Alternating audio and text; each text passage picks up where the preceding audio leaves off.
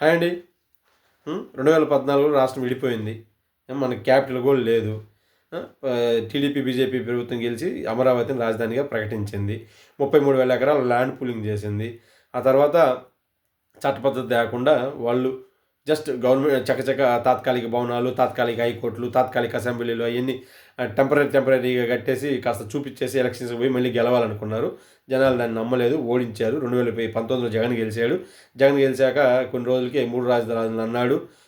ఎందుకో విశాఖ మీద బాగా మోజు పెంచుకున్నాడు. అలా అమరావతిని పట్టించుకోవడం మానేశాడు. మెల్లగా అమరావతిని పాడు పెట్టేశాడు. అది ఒక శ్మశానంలాగా తయారైందన్నారు వాళ్ళు కూడా. ఆ తర్వాత మళ్ళీ కూటమి గెలిచింది. అమరావతి 2.0 ఎలా ఉంది ప్రస్తుతానికి, అభివృద్ధి ఎలా ఉంది, ఈ 2025లో అమరావతిలో జరుగుతున్న పనులు కానీ అభివృద్ధి పనులు కానీ ఎలా ఉన్నాయి అని దాని మీద మనం కంప్లీట్ ఒక వీడియో చేసి మన ఛానల్లో అప్లోడ్ చేశాము. తప్పకుండా మీరు ఆ వీడియో చూడండి.